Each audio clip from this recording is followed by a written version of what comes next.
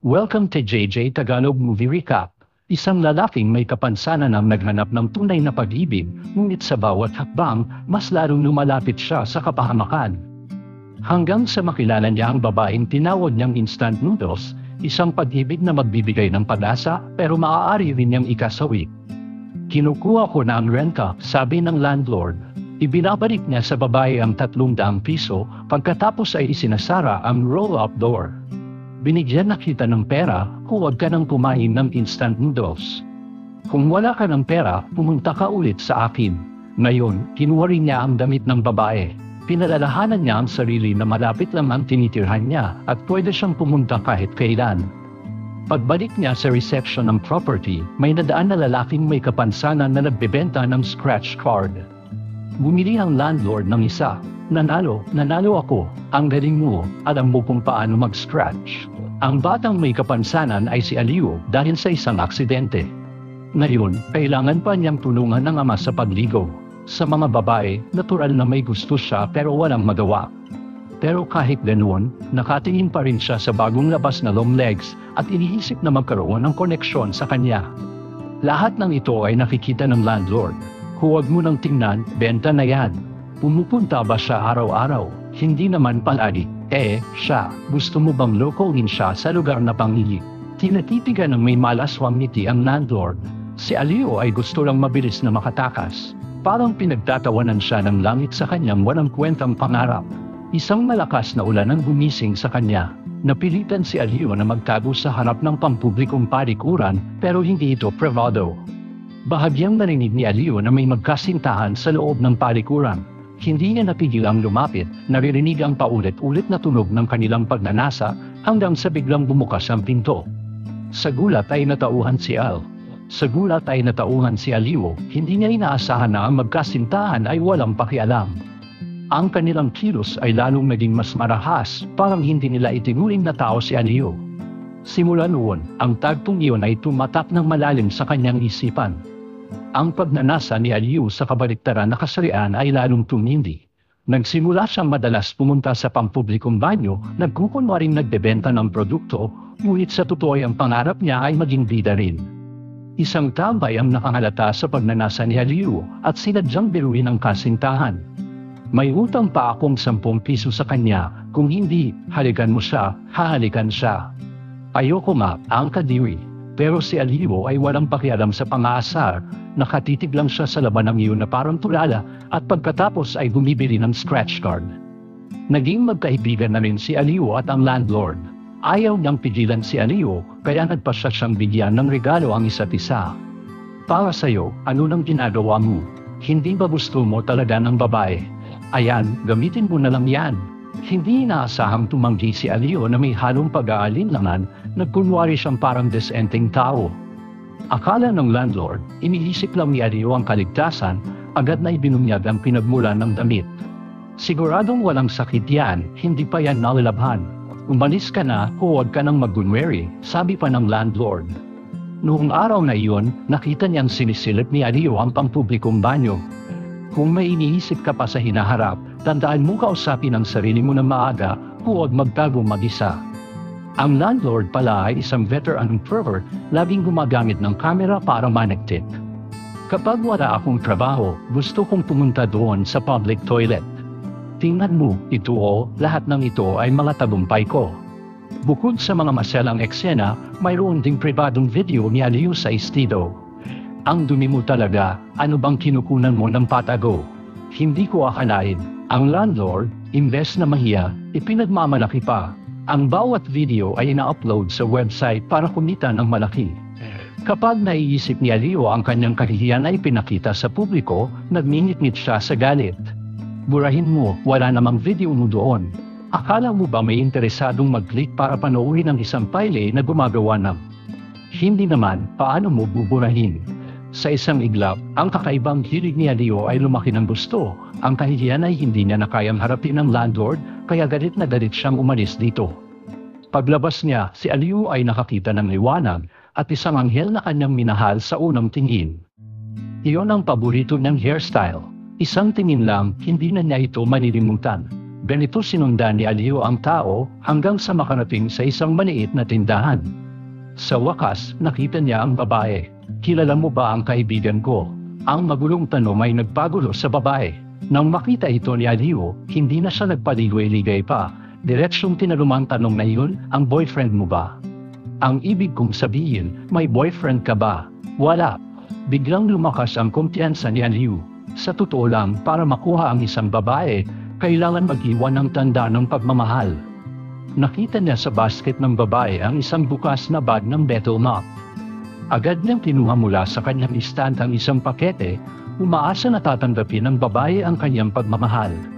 Ngunit ang babae ay matigas ang ulo, ayaw niyang magkaroon ng utang na loob kahit pahabulan siya para magbayad. Ang kilos na ito ang nagpalalim ng damdamin ni Aliu, lalo siyang nahumaling sa babae. Ngunit ang problema ay, ang pakikipagrelasyon ay nangangailangan ng pera. Simula noong araw na iyon, naging masipag siya. Kahit pa pinagtatawanan ng mga tambay, hindi siya kailanman lumiliban. Hanggang sa araw na ito, ang landlord na may kasalanan ay sinadyang hanapin si Aliu upang humingi ng tawad at ibalik ang pagkakaibigan. Binili niya ang lahat ng produkto ni Aliu. "Pauwiin mo na siya na maaga ngayon, bibilhin ko lahat. Bibilhin ko lahat. Kapag nanalo, isasama kita." Hindi ko alam kung bakit, siguro dahil sa sinabi ng landlord, biglang nagkaroon ng konting pag-asa si Aliu. Ang dating bastos ng ngiti ng landlord ay biglang naging napakalinaw. Si Aliu ay muling nakahanap ng kahulugan sa buhay. Di nagtagal, binala siya ng landlord sa isang legitimong foot spa. Si Aliu ay masaya pero natatakot. Ngunit ang realidad ay malupit. "Kamusta? Ganito pa rin ba ang laro?" Hindi naman inutil. Hindi ko akalain na may malasakit ang landlord. Ayaw ng babaeng ito na maglingkod kay Aliu, kaya pinalitan nila siya. Hindi pa ako nakakita ng ganito kaliit at deformed. Si Aliu ay labis na napahiya. Ang landlord ay nawawalan na ng pasensya, kaya binigyan siya ng isang 50 anyos na matanda. Maganda ang ugali ni tita, hindi siya namimili ng mga customer. Pero pagdating sa pintuan, si Aliu ay naging mas kalmado. "May mas bata ba? Ito, kasing tanda ng tita ko." "Hindi naman, saan matanda? Ikaw pa ang nagsasabing matanda ako. Gantimpala pala sa iyo. Inaakala mo bang matanda na ako?" Tayo na. Ngayon, ang landlord ay talo na sa lahat. Hindi lang siya nakatulong sa kaibigan, siya rin ay na-blacklist ng club. Pero bilang veteranyo, may paraan ng landlord. Nagkunwari siyang bibili ng betel nut, mahigpit niyang hinayla ang isang babaeng nagbebenta. Si Aliu ay sinamantala ang pagkakataon para manghipo, ngunit hindi rin pala basta-basta ang babae. Agad niyang tinawag ang kuya niya para taputin ang dalawa.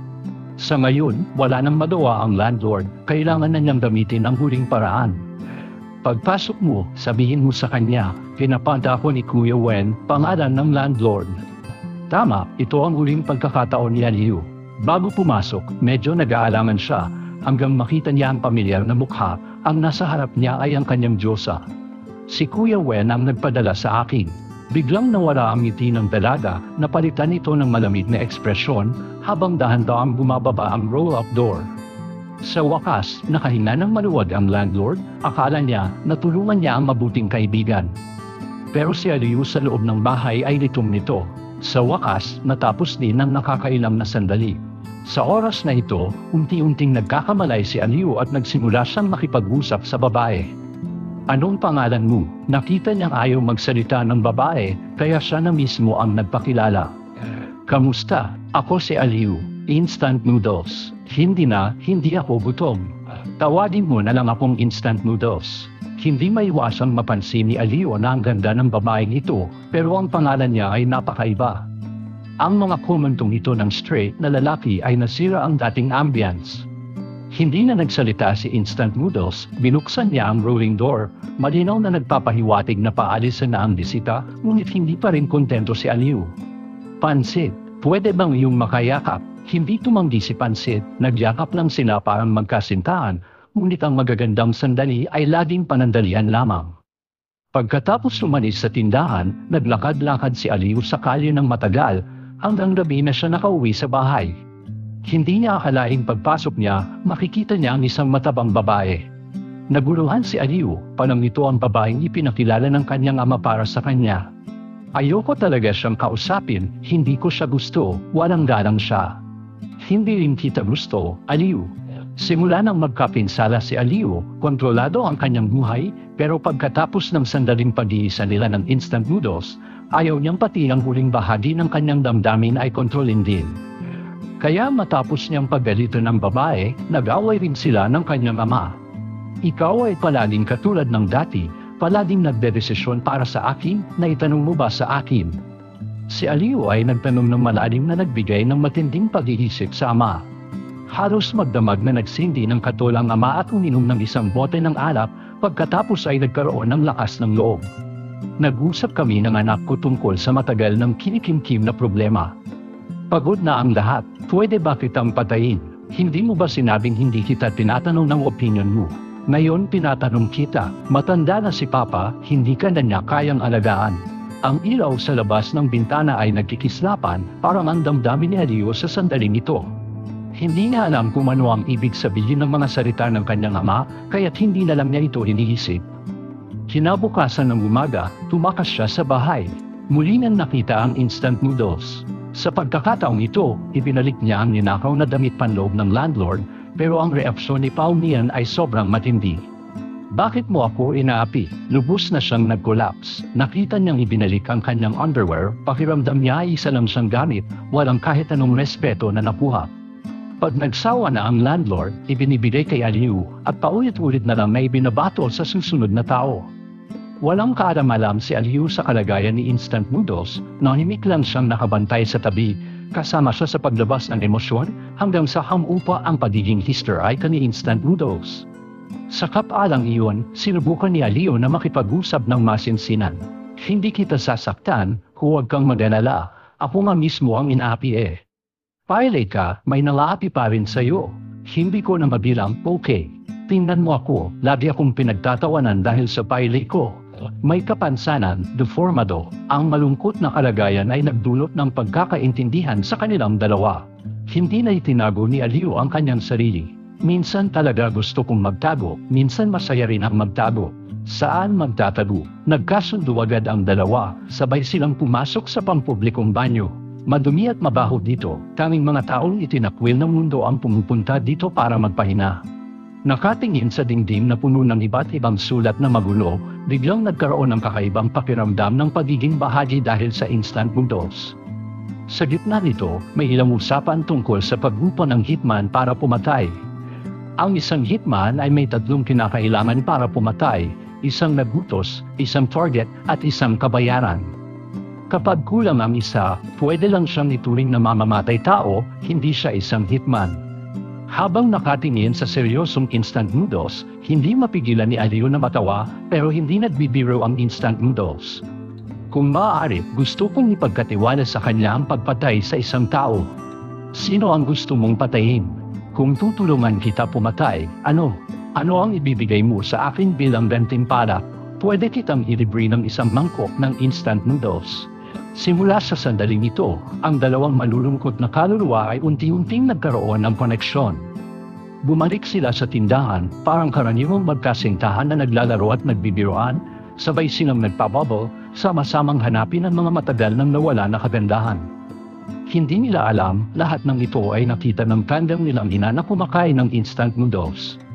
Maghinay pa kayo, ano nang ginagawa mo? Patay ka. Nagulat si Aliw, kailangan niyang umalis ng mas maaga. Gayunpaman, kahit ganito, hindi nito naapektuhan ang mood ni Pansit. Sanay na siya sa ganitong ugali ng kanyang ina, lalo na't mayroon na siyang si Aliw. Laging may dahilan para asahan ang bukas.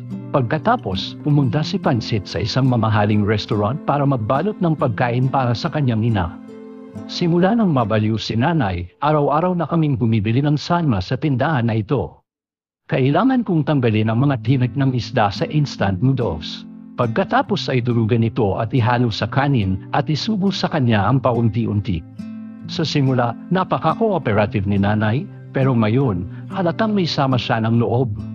Hindi ko alam kung bakit kita inaalagaan, bahala ka. Ano, kumain. Hindi pa tapos kumain. Ano, instant noodles, gets. Hindi matanggap ng nanay niya na masaya siya, mas lalong hindi matanggap na mag-isa siya. Kahit ikaw na may basag na paa, napakadumi mo. Pero sa pagkakataong ito, ang instant noodles ay hindi na mahina. Sa harap ni Cracky, hindi na natatakot ang ina na magreklamo, kasabay nito ay nagsimula ang paglaban. Tumanji siyang uminom ng gamot, tumanji siyang sundin ang utos ng doktor. Alam ng ina na kapag sisiniran niya ang kanyang katawan at nagbanta ng kamatayan, si Paumian ay unti-unting susuko. Ito ay isang uri ng di nakikitang obligasyon ng anak sa magulang. Kahit ano pa ang gawin ng ina, si Paumian ay palaging kakain ng pinakamababang uri ng pagkain, iiwan ng masarap na sanma para sa ina.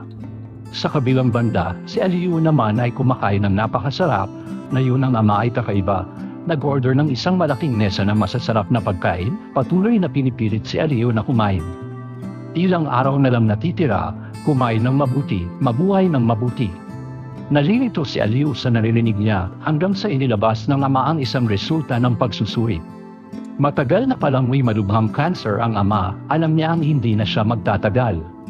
Noong tinulungan niya ang anak na makipag-date, iniisip niya na kapag namatay siya, may mag-aalaga pa rin sa anak niya, pero tinanggihan ng anak ang babae wala nang magagawa pa, desidido na ang ama na patayin si Aliu bago siya mamatay para hindi na maghirap ang anak. Hindi tumutol si Aliu, simula nang siya'y napuli, maraming beses na niyang inisip ang kanyang kamatayan, at mamatay sa kamay ng ama, walang duda, siya ang pinaka-perpekto.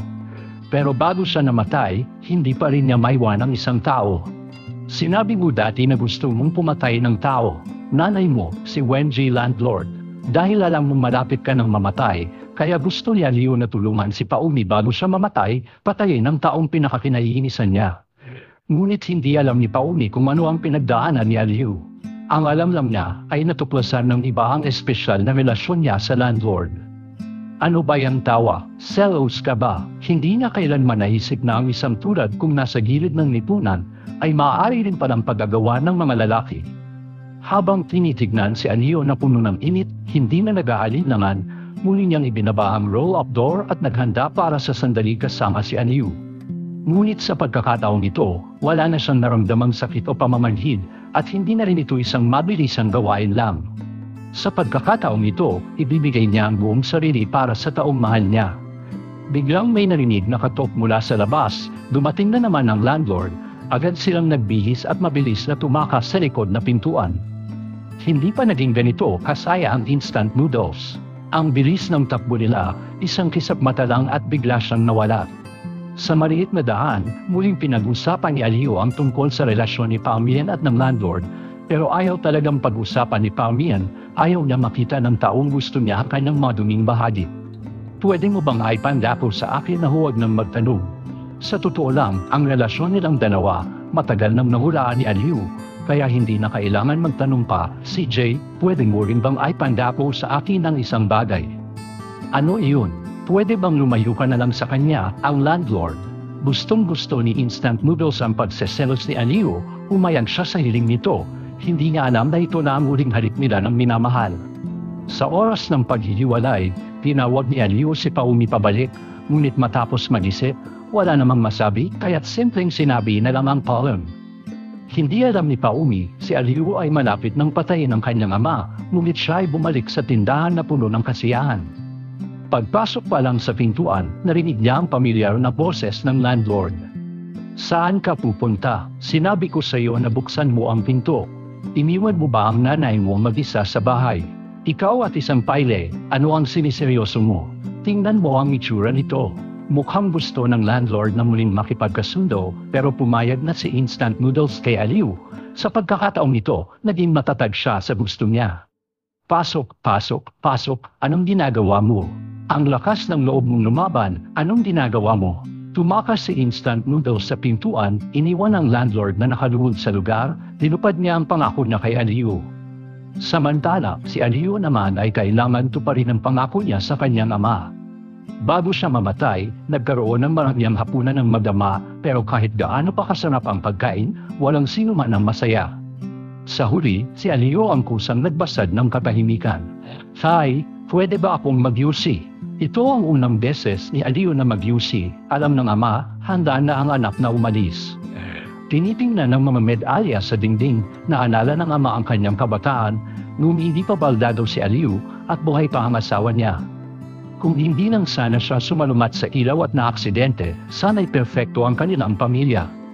Ngunit wala namang maraming kung, sa buhay, kailangan tanggapin ng tao ang realidad at iwanan ang ilusyon.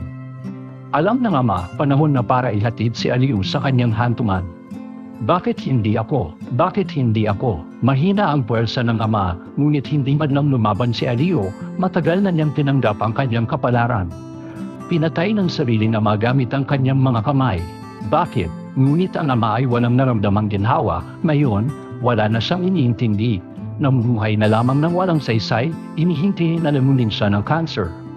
Sa huli, ang ama ay nagpunta sa istasyon ng pulis upang sumuko. Habang siya ay nakapulong, patuloy na umiikot ang mundo. Sa maliit na tindahan, si Instant Noodles ang nagpapakain sa ina, ngunit dahil tinanggihan ni Instant Noodles ang alok ng landlord, hindi na niya kayang bumili ng sardinas. Nagalit ang ina nang makita ito, kaya si Instant Noodles ang nagluto ng pagkain. Hindi kumakain si nanay, at para mapakain si nanay, napilitang ipagkanulo ni Paumian si Aliu, muling hinanap ang may-ari ng bahay. Sinong hinahanap mo? Naintindihan ng may-ari ng bahay, hindi makakatakas si Paumian sa kanyang mga kamay. Ngunit bago umalis si Paumian, naiwan na lang ang landlord. Biglang may dumating na tao. Sino ka ba? Ikaw ang kumuha nito, di ba? Magaling kang kumuha ng video, tingnan natin paano ka kumuha. Sinaksak ng lalaki ang landlord. Siya ang bida sa video na kinunan ng landlord. Ang kasuklam-suklam na landlord na ito ay sa huli napahamak din dahil sa sarili ng kasamaan. Samantala, si Paumi, hawak ang bagong palet na 300 piso, ay nagmamadaling bumili ng sardinas. Ngunit pag-uwi niya, isang masamang balita ang sumalubong sa kanya, ang gutom niyang ina ay naubos na ang niluto niyang pagkain. Hindi pala kailangan ng sanma, ginagamit lang ito ng ina para ipakita ang autoridad, isang maliit na paraan para pahirapan ang kumakain ng instant noodles. Kahit na nakita na ng kumakain ng noodles ang pangit na ugali ng ina, sanay pa rin siyang tanggalin ang mga tinik ng isda. Hinihanda niya ito para ipakin sa ina, hindi pa rin niya kayang takasan ang ganitong kontrol. At nang makita ng ina na siya ang may upper hand, lalo silang nagiging abusado. Kumain, ikaw ay isang babaeng mababa ang lipad, gusto mo na kinakantot ka ng iba, kumain, babae. Ngayon, hindi ko matiis ang instant noodles. Kumain, sana, paborito mo ito, kumain na tayo. Alam din ng mga kapitbahay, lumalapit sila para magtanong sa akin. Huwag nang magsalita, kumain na tayo. Tinanong nila ako kung walang lalaki ba. Huwag nang magsalita, ang bilis niyang magpakain ng instant noodles, hindi lang tamban ang pinupuno niya, kundi pati matinding galit. Ginawa mo rin ang parehong bagay, bakit ako lang ang sinisisi mo? Ikaw ang nakatayo dyan at hindi pumipigil, bakit ako lang ang lalaki mong sinisisi? Lalong nagiging emosyonal ang instant noodles. Nang magising siya, patay na ang kanyang ina, isang malamig na bangkay na lamang. Hindi alam ni Paumi kung ano ang gagawin. Biglang may kumatok sa labas, si Aliu ang dumating. Hindi pala siya napatay ng kanyang ama, nahimatay lang pala siya kanina. Pagkatapos umalis ng ama, nagising muli. Tinitingnan ng instant noodles na basa sa luha, hindi alam ni Aliu kung ano ang nangyari, ang magagawa lang ay aliwin ng mahal. Kahit bumagsak ang langit, siya ang sasalo. Hanggang dumating siya sa loob ng bahay, nakita ang bangkay ng ina sa instant noodles, sa isang iglap, natakot siya at nagpanik. Tumawag ka agad sa pulis, natatakot ako, hindi ko sinasadya. Alam ni Aliu, takot si Paumi na makulong, bigla niyang naalala ang pangako niya sa banyo noon na magiging mamamatay tao ni Paumi. Ngayong araw, tuparin na natin ang pangakong yun. Huwag kang matakot, sasamahan kita. Pagkatapos, kinuha ni Aliu ang gunting at sinaksak ang bangkay ng ina ni Paumi, ang buong responsibilidad sa pagpatay. Ito ang pinakamalakas na loob na ginawa niya sa buong buhay niya. Bakit mo ginawa to? Tumawag ng pulis, bakit mo ginagawa ito? Dahil isa akong mamamatay tao, gusto ko ang kabayaran ko. Hindi sumairal sa usapan ng instant noodles, talagang nagluto siya ng isang mangkok ng noodles para kay Aliu. Ayon sa nakasanayan ng babae, gusto niyang maghintay ng 3 minuto bago kainin ang instant noodles. Kung maghihintay pa ng 3 minuto, huli na. Pero hindi na ito ang pinakamasarap na instant noodles, kapag dumating ang pulis, hindi ko na rin makakain. Tahimik na nagkatitigan ang dalawa, walang bahid ng kalungkutan, bagkus maanong kalayaan. Naintindihan ng Noodles, ang nakaupo sa harap niya, siya ang pinakamamahal na mamamatay tao sa mundong ito. Siya yun, pinatay niya ang kapitan ng buhay at nagdala ng liwanag sa sarili niya. Ngunit ngayon, mahuhuli na ang mamamatay tao. Pupuntahan mo ba ako? Walang sinabi ang instant noodles, ngunit higit pa sa libu-libong salita, dalawang nagmamahalan, muling iniligtas ang isa't isa. Si Aliu ay mabilis na nahuli, ngunit habang tinitingnan ng kanyang likuran, ang ama ay labis na nasiyahan dahil alam niya mas mabuti si Aliu sa loob ng kulungan kaysa sa labas, kahit papaano may pagkain at tirahan. Makakaalis na rin ako ng panatag. Pagkatapos ng maraming taon, si Paumain ay nakaupo na sa wheelchair, hindi dahil sa iba, kundi para maranasan ang Isaac Bang ni Aliu, alaala ng mga masayang sandali kasama ang minamahal. Sa mata ni Paumain, ang pinakamatinding laban sa mundong ito ay ang mabuhay ako na parang ikaw, palaging umaasa sa iyo sa hindi kilalang sulok. Minamahal na mamamatay tao, ipinalabas noong 2022, isang napakalalim na pelikula. Ginamit ng director ang mamamatay tao upang talakayan ang dahilan ng pamumuhay. Bayad sa target na mission, ang tatlong elemento ng isang mamamatay tao, hindi ba't ito rin ang mga elemento ng buhay ng bawat isa sa atin? Sa buhay ni aling tao, ang tatlong elementong ito ay napalitan ng pagnanasa, pag-asa at pakiramdam ng pag-aari. Sa malamig na sulok ng lungsod, sinusubukan nilang buuin ang kahulugan ng kanilang buhay. Ang pinakamasakit na bahagi ng pelikula. Ito ang uri ng kagustuhang mabuhay ngunit walang lakas. Lahat ng tao ay nagnanais ng kalayaan, ngunit lahat ay mahigpit na nakakulong sa realidad upang makatakas sa kahirapan.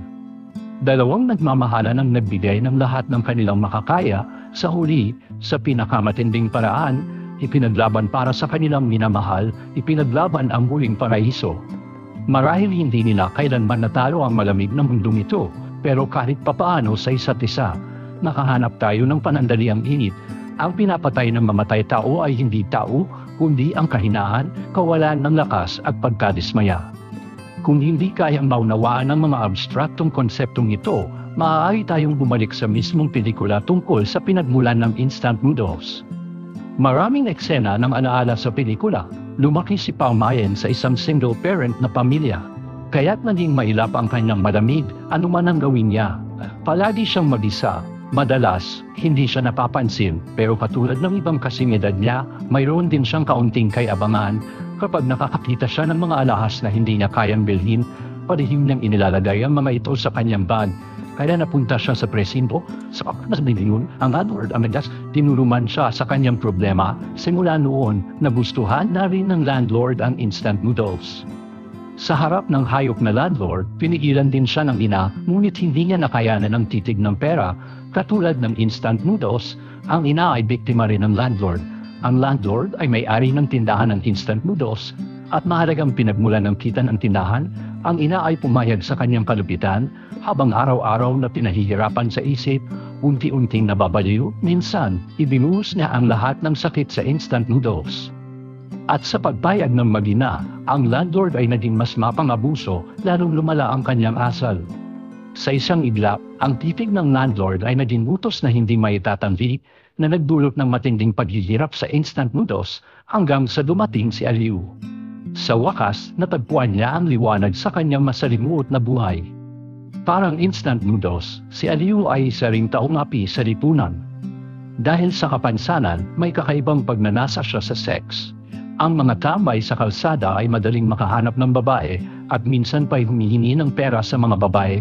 Ngunit siya, pilit na naglalakad gamit ang paylay na paa, palaboy-laboy sa mundo. Pakiramdam niya ay hindi siya nabibiyayaan ng magagandang bagay, ngunit nang makilala niya ang may-ari ng bahay, si Aliu ay nakaramdam ng kaunting kaligtasan. Sa araw-araw, kahit mga babaeng mababa ang lipad ay ayaw makipag-usap sa kanya, ngayon ay nakahanap siya ng isang kaibigan, kahit pa siya ay isang napakasamang matandang manyok. Wala na siyang pakialam basta't hindi siya ang napapahamak. At sa tingin ni Aliu, ang landlord ay may prinsipyo, kahit na nagalit siya, alam pa rin niyang humingi ng tawad. Ang ganitong purong kasamaan, sa hindi inaasahang pagkakataon, naging daan sa magandang pag-iibigan. Ang hirap ng mga nasa ibaba, nagbigay ng koneksyon kay Aliw at sa instant noodles. Ang magkatulad na kalagayan ay lalo pang nagpalapit sa kanila. Ang payle ni Aliw ay naging pasanin ng ama, ang pagkabaliw ng ina ay nagpakulong kay Pamian, lahat ng ito ay kailangang makalaya. Nakakatawa, ang lahat ng salumatan ay nauwi sa isang mamamatay tao sa pader ng banyo. Inupaan ni Pamian si Aliw sa isang mangkok ng instant noodles bilang kabayaran, ganap na pinatay ang lahat ng sakit. Ang katotohanan at kalupitan ng buhay, matagalang nalasap ni Aliw at instant noodles. Ang nakakapagpasaya ay natagpuan nila ang pagkakataon para sa kaligtasan sa isa't isa. Ayon sa batas, kailangan lamang makuha ni Aliw ang pagpapatawad ng pamilya ng namatay, makakalaya siya pagtatapos ng 15 taon.